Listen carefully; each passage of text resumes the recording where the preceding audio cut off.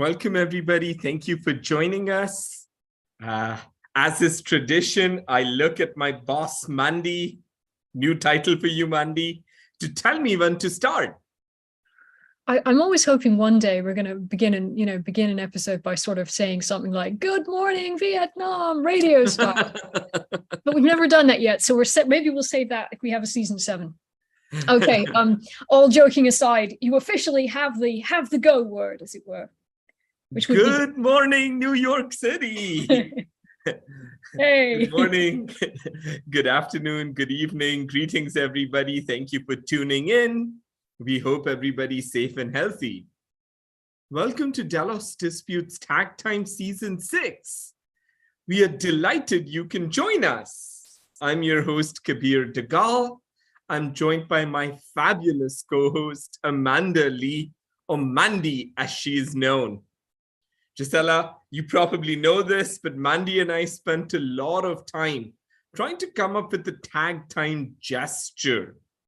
And we decided that we're going to raise the roof. And before every episode, we raise the roof. So Mandy, let's raise the roof. A little bit on tag time. During this webinar series, we invite leaders from all around the world that join us and engage in a substantive discussion on different topics in international arbitration. And these experts share with us their insights and experiences. You, our audiences, then have an opportunity to ask them questions.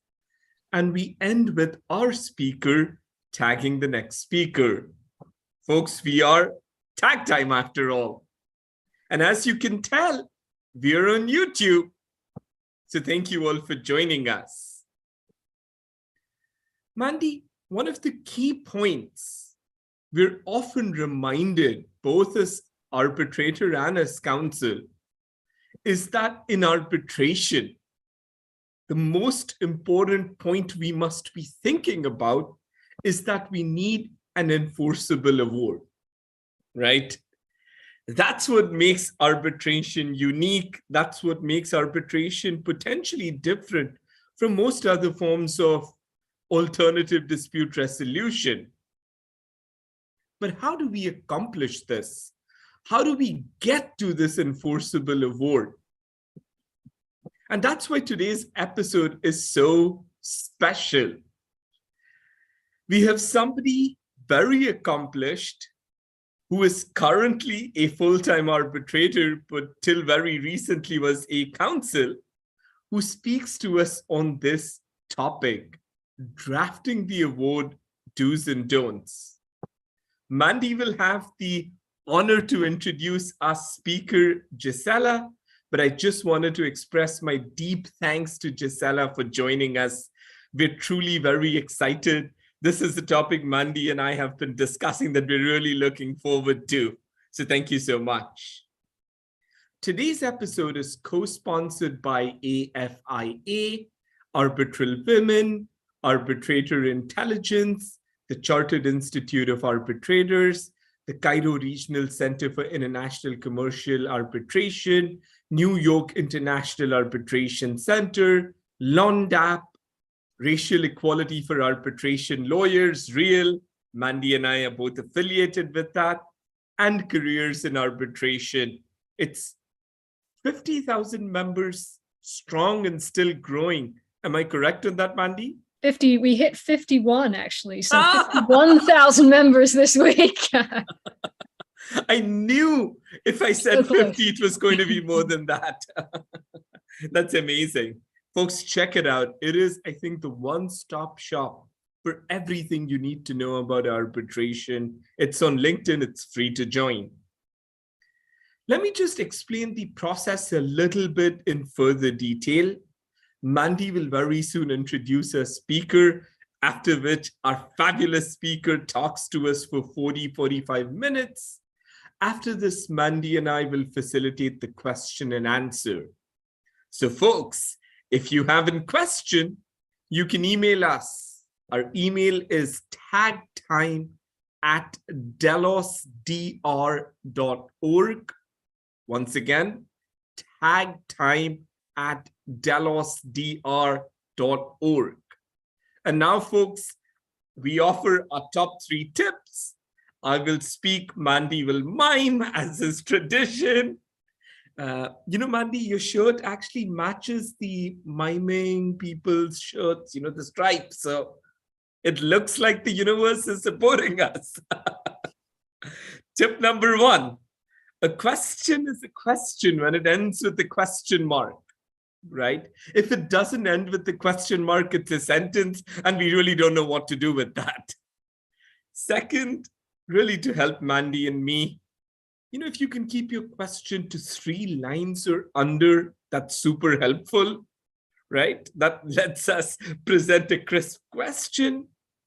And finally, when you have somebody very experienced, somebody who has done it all, and somebody who serves as an arbitrator, your temptation to go beyond the topic sometimes may seem appealing, and we urge you not to do that. Someone's giving us their time and effort, and we just request you to respect the sanctity of that process. With that, Gisela, thank you so much for joining us. Our first speaker from Finland, and we are so honored. With that, I'm going to stop and pass the floor to Mandy to introduce our speaker. Mandy, the floor is yours. Thank you very much, Kabir. As always, I get the pleasure of introducing today's guest. Gisela Knuts is an independent arbitrator based in Helsinki, Finland. We are becoming even more global. It's very exciting. Prior to becoming a full-time arbitrator, she spent more than 20 years at leading Nordic law firm Roshia, which I hope I haven't mispronounced too badly, where she was head of the firm's dispute resolution practice. She has acted as lead counsel and advised parties in multi-million euro disputes in fields including post-M&A, construction, onshore and offshore, engineering, projects and energy, distribution, sale of goods, insolvency, tax, financial instruments, corporate law and shareholder relations, director's liability, ICT, and competition damages. I bet nobody thought I could make that sound quite as dynamic as I just did. Gisela sits as arbitrator in international commercial arbitrations, mainly seated in the Nordic region and continental Europe. Her arbitrator experience includes appointments in more than 30 cases, primarily as chair or sole arbitrator. She's been recognized for her expertise by Chambers Global, Chambers Europe, and the Legal 500. She was tagged by Sophia Martins. We are extremely honored to welcome her to TagTime today. And so, without further ado, Gisela, the floor is yours. Well, perfect. Thank you so much. And thanks to both of you, both for the invitation and for the great introduction. I've seldom seen miming included in this context. So that was a first for me, hopefully not a last. So a warm welcome also on my behalf. I'm super happy to have been tagged. I think this concept is great. It's a great platform for international arbitrators and arbitration practitioners to discuss with each other, share knowledge, and hence I definitely think that this is sort of a great initiative, and big thanks to both of you guys for keeping up the good work. So when I was tagged by Sophia Martins, for which I'm super thankful, I spent some time thinking on what I wanted to talk about. And then what came to my mind was that actually something that I think we talk too little about is the award and the drafting of a good award. There's so many substantive topics that are covered at conferences, roundtables, discussions, but this is actually a topic, the topic of drafting, how to draft a good award is not easily covered in that type of setting or even this type of setting, because it easily gets very technical and nobody wants to listen to a technical presentation. On the other hand, I have the experience of having been on the IBA ARB 40 committee when we drafted the toolkit for drafting awards in 2016. And I think that was a very good learning experience for me at the time. And I think for every one of us who were involved in that project, because you learned very much about about the drafting awards from each other's based on various experiences. So then I thought, why not try to address this topic in this setting, but maybe twist it a little bit so that it becomes a little bit lighter than maybe just, whether or not to use the Oxford comma, which of course is a key question in this respect. And hence, I have put together a presentation that I will share with you. It contains a number of statements, which are either true, false, or it depends.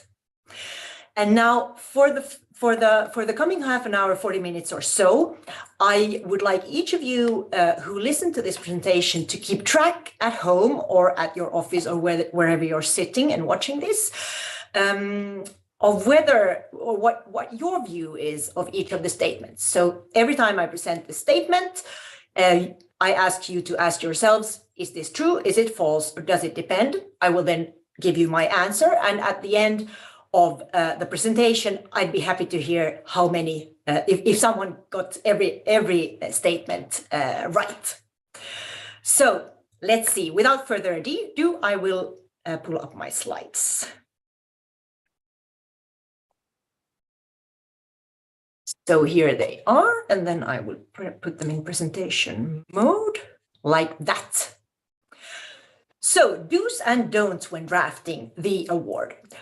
We all know that there are good awards, there are bad awards, and then there's sort of the average award, which is good in many ways, and then, there are a couple of flaws.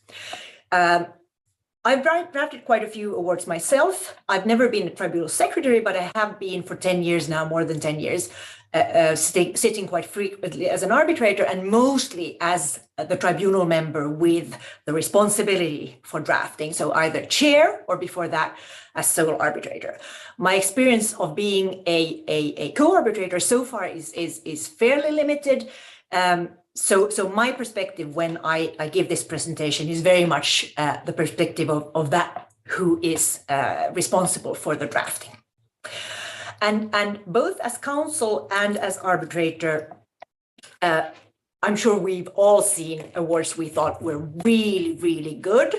And then we've seen awards where we've thought, maybe there were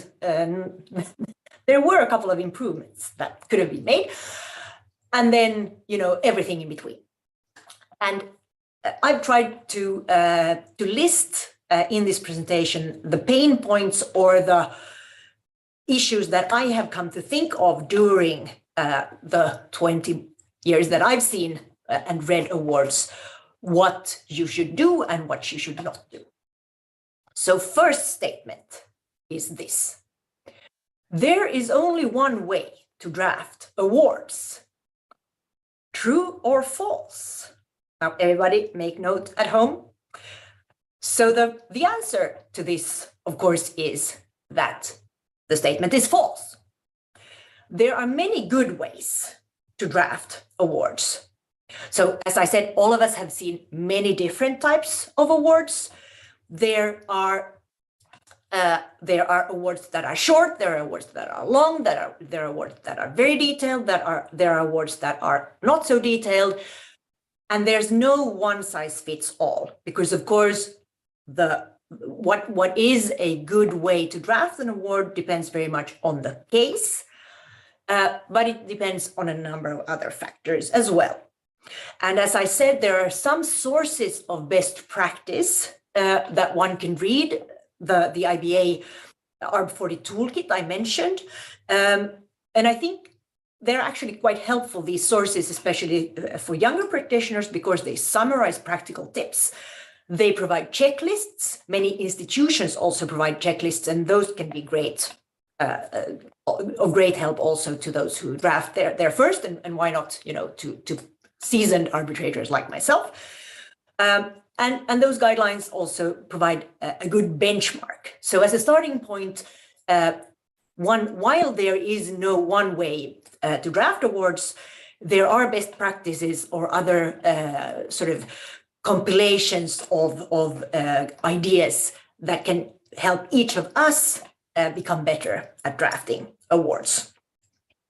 So this presentation hence contains my view of how you draft a good award and what works and what doesn't.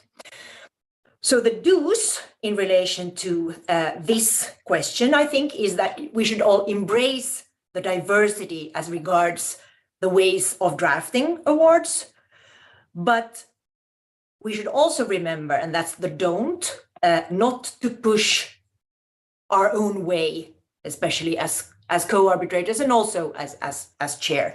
So it's not my way or the highway when it comes to drafting the award. There are many good ways. That was the first statement. Moving on to the second statement. The parties' expectations and cultural preferences should guide the drafting. True, false, or it depends. Well, this is of course true, in my opinion, because I'm a firm believer of the fact that the tribunal is delivering a service to the parties. It is administration of justice, but it is also in a commercial setting where the tribunal is delivering a service. And hence, the tribunal has only done its job if the parties are more or less happy with the award. Well, when I say happy with the award, we all know that the losing party is hardly ever happy with the award. So the notion that there's this perfect award that is so well reasoned that even the losing party thinks that was the best award they ever read.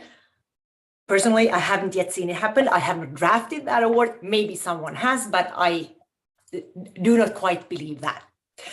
But what I mean when I say that the parties are more or less happy or okay with the award is more a question of the form or the structure of the award. I think what we as arbitrators should avoid is surprising the parties when it comes to form and content. Of course, the reasoning and the outcome can be surprising to one or both of the parties, but I think the format of the award should be more or less, in accordance with the parties' expectations. And this leads me to the conclusion that actually the drafting of awards is culture specific. It therefore very much depends, what are the parties' expectations? Does the tribunal know what the parties expect? What's the legal background of counsel? What's the legal background of the party representatives?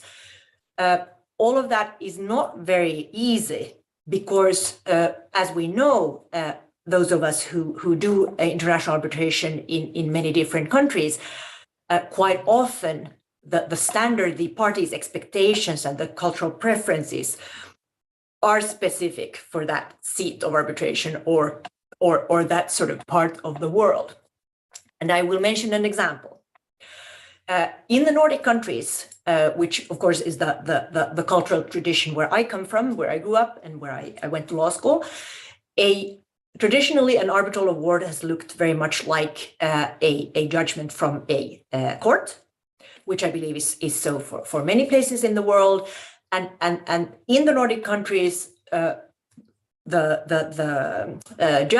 judgments as well as awards quite often contain a fairly lengthy compilation of the parties' grounds. So the parties' pleadings are not just summarized in a couple of sentences or on a couple of pages, but the summaries are very extensive. They're not copy-pasted necessarily from the submissions, but they're very, very lengthy. They can go, in a big case, they can go on for hundreds of pages.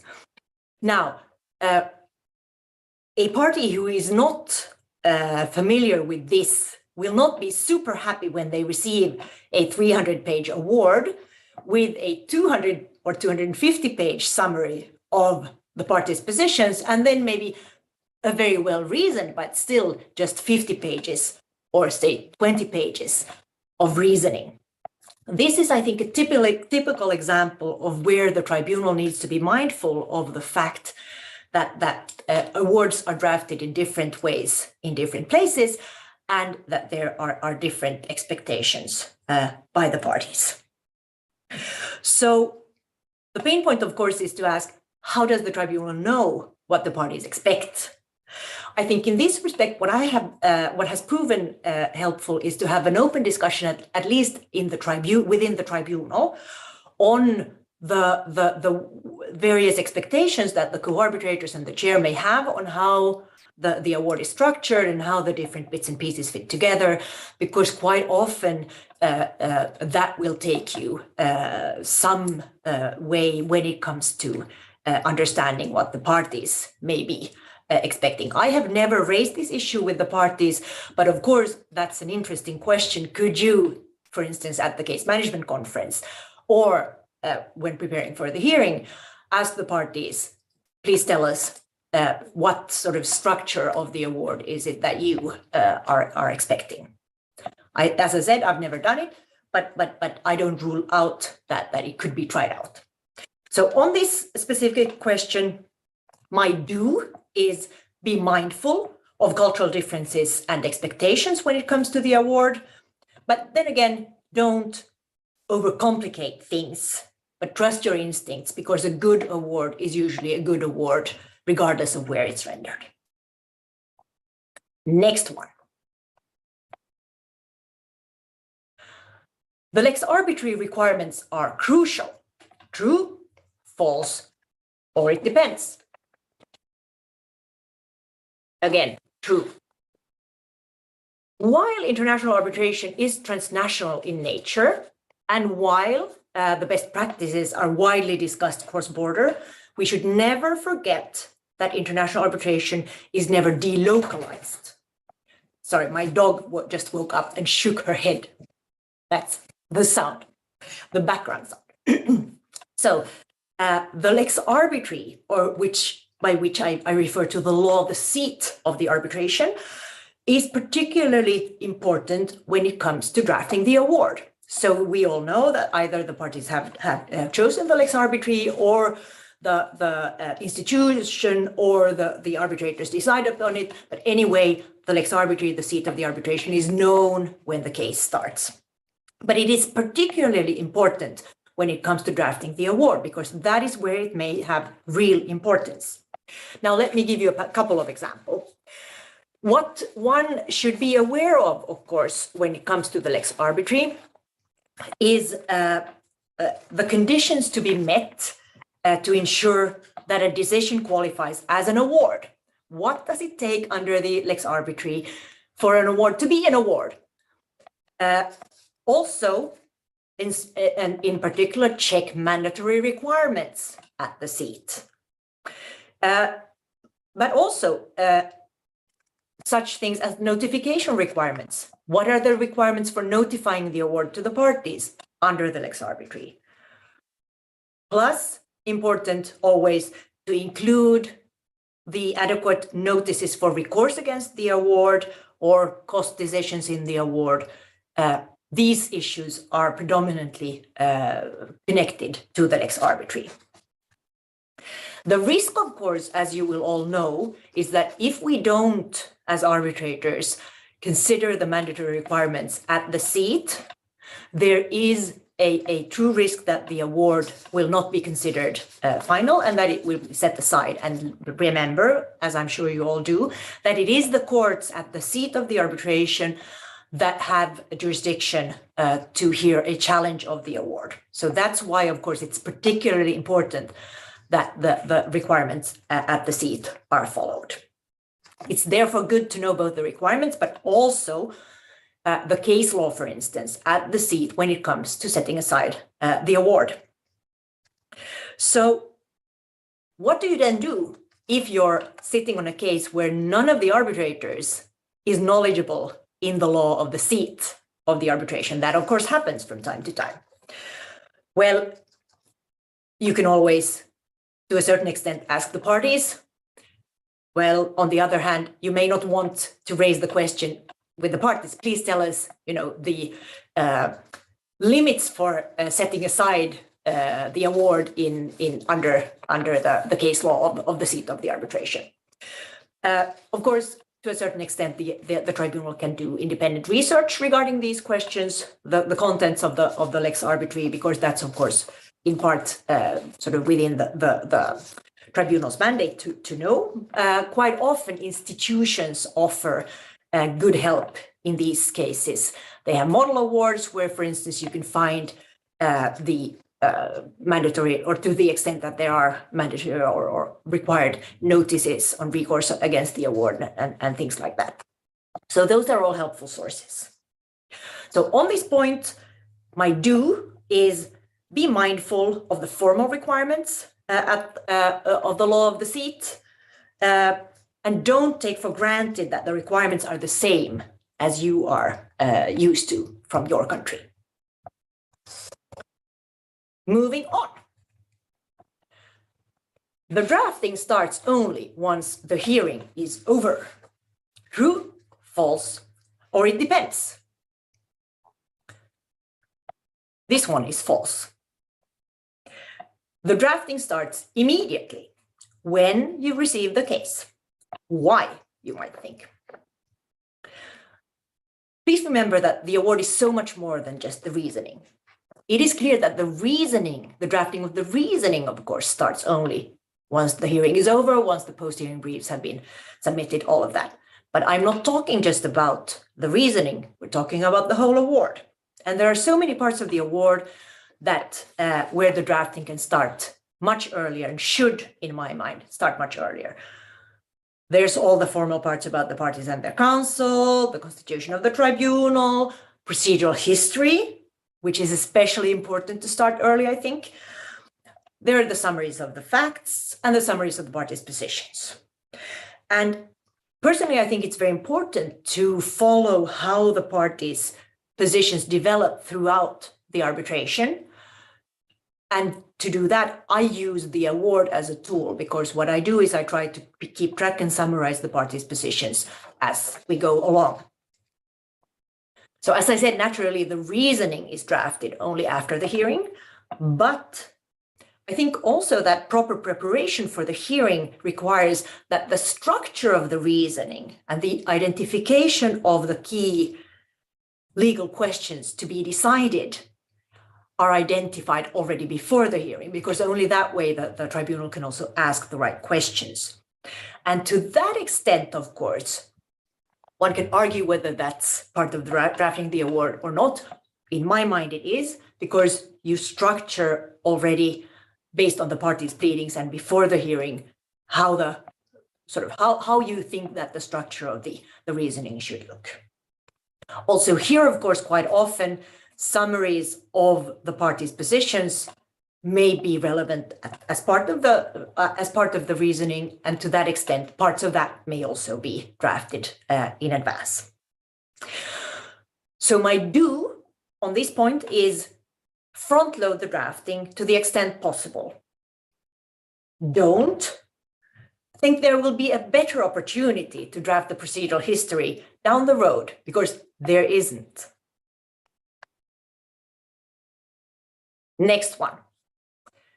Never introduce legal arguments not invoked by the parties. True, false, or it depends. This is a tricky one, and it depends, in my view. Because many of you will be familiar with the principle of jura novit curia from the national courts. In some jurisdictions, that's a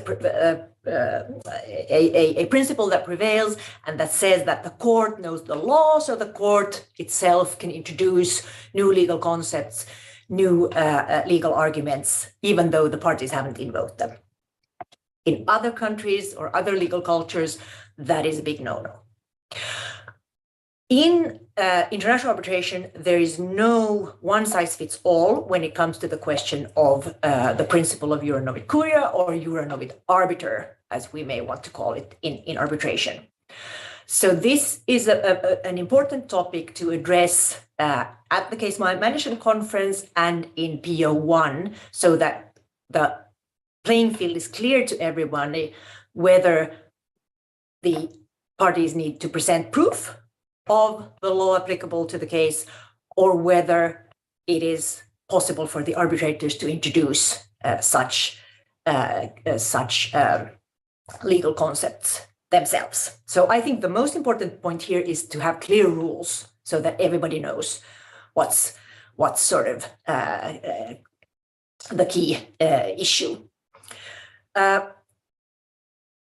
But even if, which is quite often the case, the principle of jura novit curia has been excluded in the PO1, there are situations where it can be pertinent for the tribunal to introduce legal arguments not raised by the parties. So it's not totally excluded. However, there are a couple of very important points then to remember. The most important thing is that the tribunal may never take the parties by surprise. So, in a setting where the hearing is over, during the deliberations, one of the arbitrators comes up with this very, very key new legal concept that has not been discussed at all during the hearing, and the tribunal thinks this is the best idea ever. And then they take that as a cornerstone of their reasoning, and then they decide the case on that. Don't do that. Because the problem in that respect is not so much the introduction of the new legal concept, but the fact that the parties were not invited to express their views on how that legal concept plays out in their case. So the tribunal should never take the parties by surprise if they want to introduce legal arguments not invoked by the parties. This is the absolutely most important point when it comes to introducing new arguments, and this is something that can easily become a ground for setting aside of the award. There are many cases where that has been the result. Maybe in practical terms less important, but also quite important, even though sort of less absolute, is the point, of course, of equal treatment. So before raising a new legal concept, it's important that the tribunal understands how that may play out for both of the parties, so that there won't be any bias challenges for the tribunal. So on this point, my do is thread carefully if the tribunal considers introducing new arguments not invoked by the parties, and don't take the parties by surprise. Next one. Never share drafting responsibilities within the tribunal. You should always be careful when someone puts in a word like never in a context like this. So in this case, this is also it depends answer. The starting point, as we all know, is that it is the chair who has the main drafting responsibility and the co-arbitrators comment. Deviating from that can, however, be absolutely acceptable and quite workable for instance, the following reasons. The size of the case requires splitting the burden of drafting. One of the co-arbitrators has specialized knowledge of certain issues to be decided, like, for instance, the corporate law of the lex causae, or one of the co-arbitrator has special knowledge of some technical issues or other that need to be decided. If splitting the responsibility, however, is very important to ensure the quality of the award. So the quality of the drafting must be similar or steady throughout the award when it comes to the attention to detail, the language, and things like that. And it may not always be so easy to make very intrusive markups to text that has been drafted by your co-arbitrator. So in practice, it may be a little bit difficult then to ensure the quality of the award. On this point, my do would be consider splitting when it makes sense, but my don't is don't split if the quality of the drafting cannot be ensured. Moving on. it is best practice to let the tribunal secretary draft the whole award. This, of course, is false. Now, tribunal secretary's roles, the role of the tribunal secretary, of course, is very important, but it is also important to note that it is very limited. Many institutions, such as the ICC, has guidelines on what the tribunal secretary does or does not do. Often, secretary's tasks are administrative, such as organizing hearings, preparing draft procedural orders, keeping track of the file. As regards the award, the secretary can, of course, also have drafting responsibilities, but not regarding the reasoning. So what the secretary can do is help with the parts before that are drafted before the hearing, so the procedural history, summarizing the facts and the parties' positions, also summarizing the structure of the award. But it is a no-no that the tribunal secretary is involved in the decision-making or in drafting the reasoning. Of course, then proofreading, absolutely, checking facts, very helpful. So in this respect, my do is make use of a tribunal secretary when appropriate, but my don't is never involve the tribunal secretary in the decision-making or drafting of the reasoning.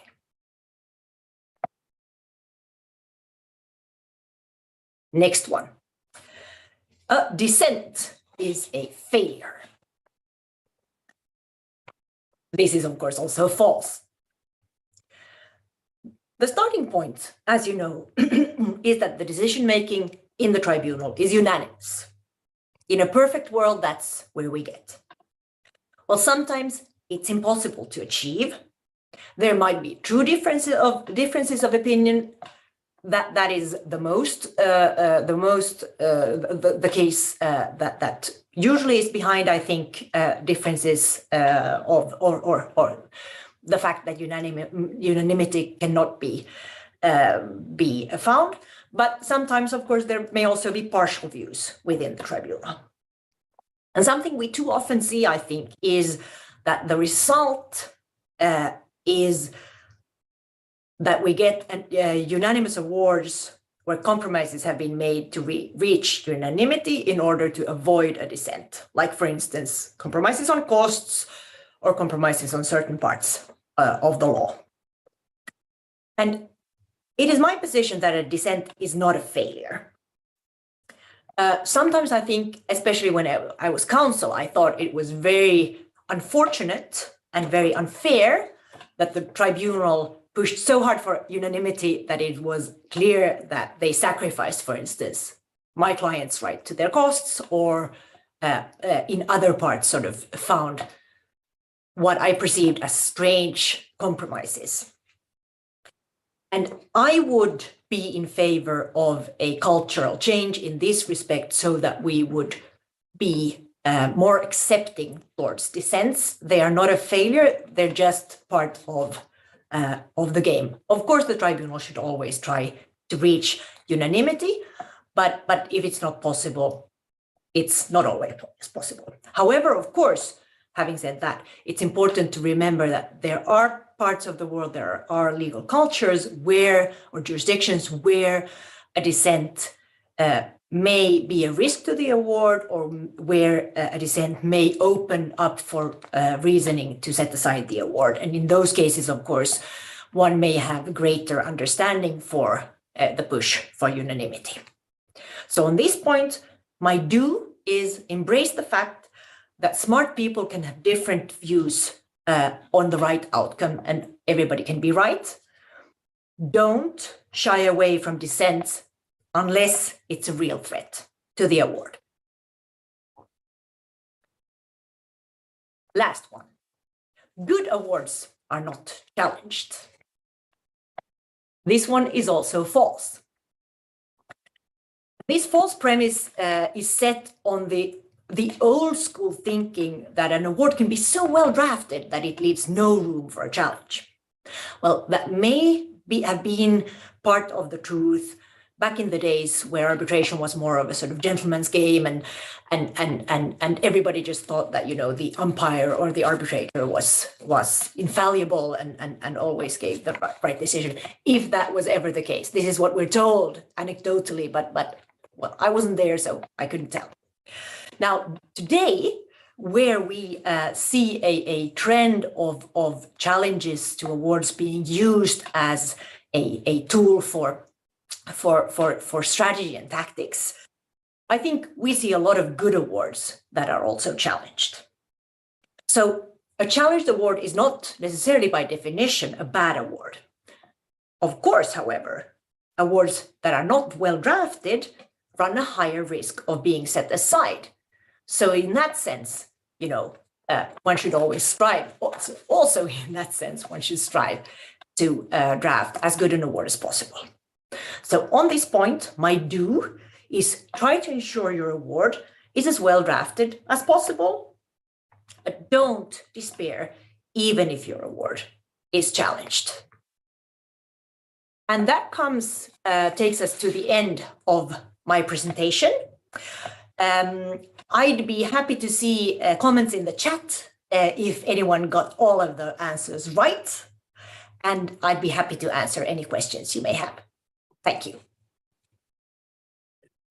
Gisela, thank you so much. You know, Mandy and I were actually just liaising among ourselves. This is really so helpful, right? Because when we're working on awards, these are really factors you need to be thinking about, you need to be considering. I also personally really admired your appreciation for cultural diversity, because I think very often in the award drafting process, there is this notion that this is how an award should look, this is what it should be, and you know, that is just completely undoing the international nature of our practice. So thank you so much for that. I think really critical insight. Let me just start off with the first question to get your reactions, right? Because I really was fascinated with this cultural aspect that you're putting in award drafting, right? And what do you do, for example, when the parties have very different expectations, right? You know, let's take the proverbial example. You have a Nordic party and an American party, right? And the approaches could be very different, and expectations on discovery and in how you want to see the award can be very different. You know, what would you do in a situation like that to make sure that both parties' perspectives are considered? Any reactions? Yeah. Yes, absolutely. Great questions. Great question. Thanks. When it comes to the procedure as such, for instance, like document production or discovery, those are, of course, questions that are discussed at the CMC, and where the tribunal then tries together with the parties to arrive at some kind of, you know, middle ground which both parties can embrace. So I think that's an opportunity. I use the CMC as an opportunity really to discuss with the parties, and I think because what you want at the CMC is the parties' buy-in to the decisions made by the tribunal. So in that sense, you really try to accommodate and understand the perspectives of both parties. That's one thing. When it comes to the award, I'm actually in the Lex Arbitri camp pretty strongly, which means that if in doubt, I choose to draft the award in the way that the courts at the seat of the arbitration would expect it to look like. The reasoning for that is that that is where the award may end up in a setting aside proceeding, and there I think it is in both parties and the tribunal's interest that the award doesn't, you know, get dismissed or looked as at something that is not a professional work product by the courts. So in cases where either the parties have very differing expectations or where I think there's a great risk of challenge, I try to follow pretty strictly what I believe are the sort of expectations of the local courts at the Lex Arbitri the seat. Great. Thank you so much. Thank you. Mandy, do you want to take the next one? I really want to ask that very, very important and fundamental question: when should we use the Oxford comma? But I think that we don't have enough time to deal with that debate and its ramifications during the remainder of this episode. So instead, perhaps I can ask a slightly sort of higher level question.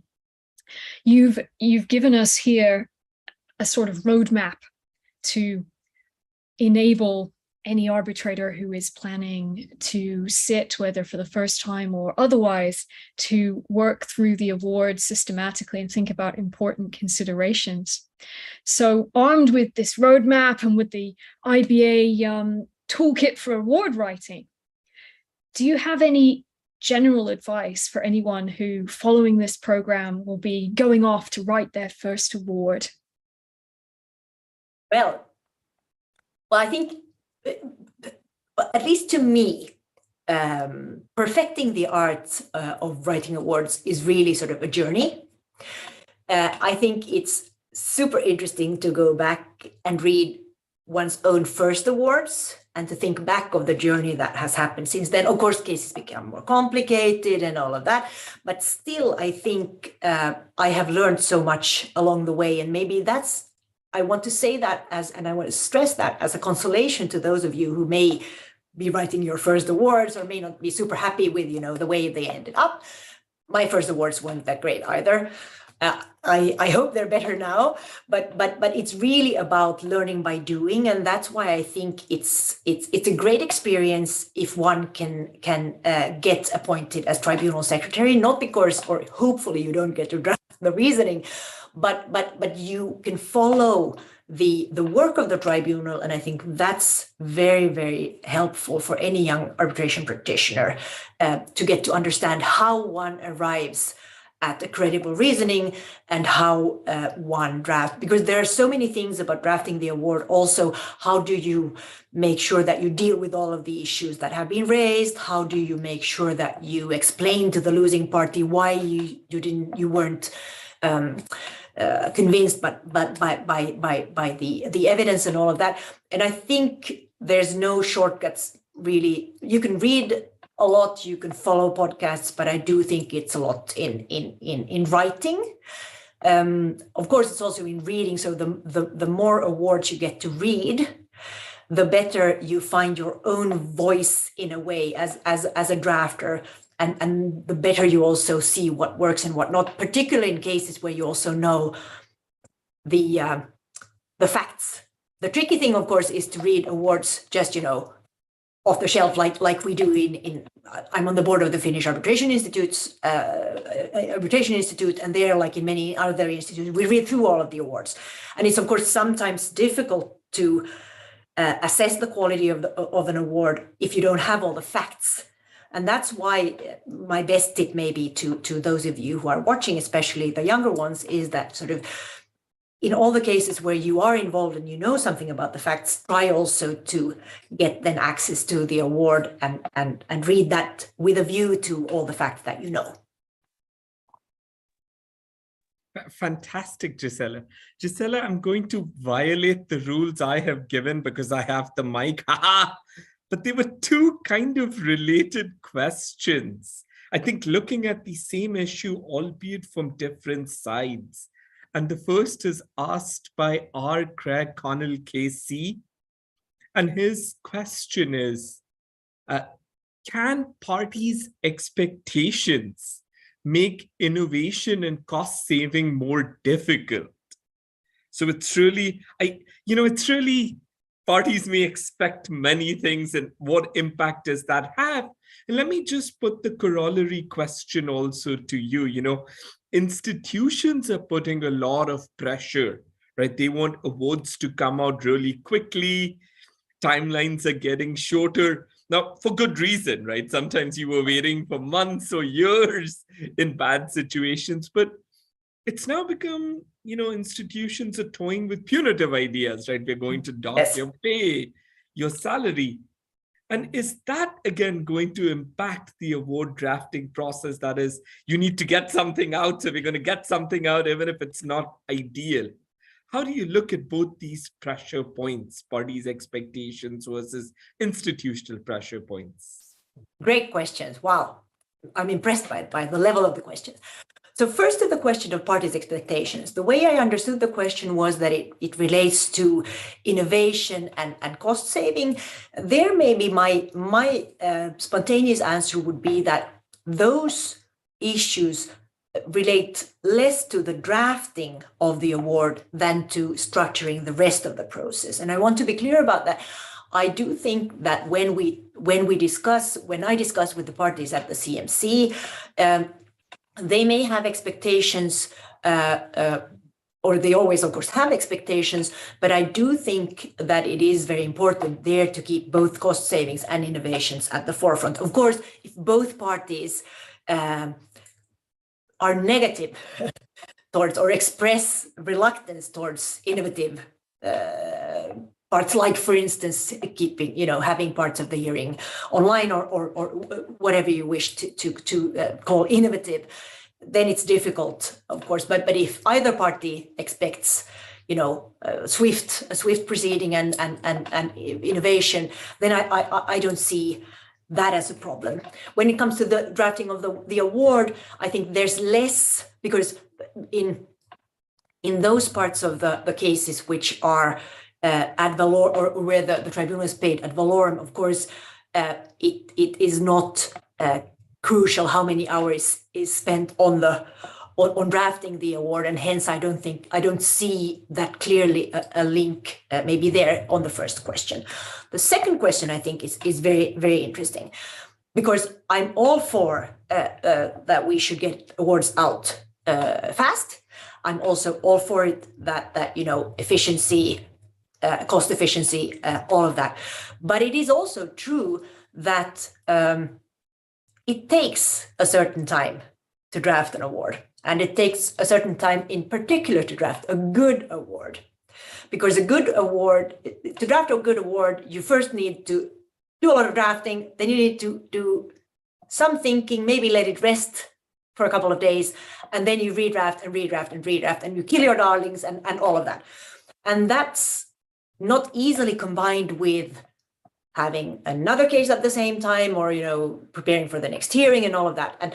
And we're not always, even if we try to be masters of our calendars, it's not always that easy. And therefore, I do think it particularly maybe in cases of lesser value, that there is a certain risk that if pushed too hard on this sort of punitive point, then especially younger arbitrators may feel under pressure to just, send out an award that is not great. Of course, we see that also by more experienced tribunals. So there, I know that the institutes are trying to thread carefully, because what they're, of course, really trying to do is incentivize the tribunal to get the award out. But that should not be done at the expense of the quality of the award. Thank you so much for that, Gisela. I love it because, you often want parties to express their case, and you get thousands of pages worth of pleadings, and you're told you have 30 days now to come up with an enforceable award. And, Yes. it's really putting you in a very tough spot. So really appreciate your insights here. But let me just add there, I think what the tribunal can do, and that's why the sort of wake up early point is so important, that there's so much you can do with the award before the hearing, especially also on sort of thinking through the structure of the reasoning. So, and I think the better prepared the tribunal is on all of that before the hearing, the faster it will be when drafting the award. So that's maybe a practical issue or tip. Fantastic. Thank you so much, Gisela. Gisela, I know we can continue this discussion. We're getting a lot of questions in, and all great ones, but I know your time is precious, so I should pass it to Mandy to move on. So thank you so much, Gisela. Thank you very much, Kabir. Well, Gisela, thank you so much for taking the time to join us on TagTime today. Now, as our audience will know, our show is called Tag Time for a reason. At the end of each and every episode, our speaker is invited to tag their successor and choose who we will have in the hot seat for a future episode of our show. And so, Gisela, the moment of truth, who will you be tagging today? Drum roll, raising the roof. Hey. So, this was a tough call because there are so many great people out there, and this concept is so great. So I was giving it a lot of thought, and there were a number of good candidates, and I came up with the one which I think will be perfect for this. His name is Chris Bogg. He's with Schellenberg Whitmer in Singapore and Zurich, and he's, among other great credentials, he has been awarded the ASA Advocacy Prize a couple of years ago. He's a great advocate. He's a very well prepared and good arbitrator. So I chose Chris. Excellent choice. Thank you very much. We very much look forward to featuring Chris Bogg on the show soon. To our audience, thank you so much for taking the time to join us today. If you registered for today's live episode, you will receive a link to the recording of this webinar in due course, accessible for a limited time only, and thereafter via Delos's members area. Remember, you can always catch up with recent episodes of Tag Time and other Delos programming on Delos's YouTube channel and otherwise via its member area. Now, today's special announcement relates to a vacancy. Would you like to join the Delos Dispute Resolution team? How can you resist? Delos is searching for a communications and programs officer based in Africa, the Middle East, or Asia. That's a really big chunk of the planet. So this really could be the role for you if you're based in one of those three jurisdictions. Applicants must be native English speakers with a law degree, experience in arbitration, and French, Arabic, Swahili, Hindi, or Mandarin language skills. You don't have to have all of them. Some of them, not all of them. That would be an advantage. If you don't have any of them, the native English skills, we do need that. You can learn more on Delos's website. Good luck to all those who choose to apply. In the meantime, we look forward to welcoming you back in a few weeks' time for the 4th episode of Season 6, featuring Chris Bogg.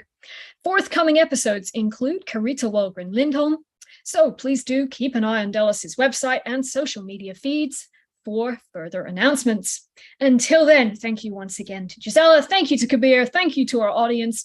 Please do stay safe, everyone, and I will hand you back to Kabir to say his traditional goodbye. Thank you, Mandy.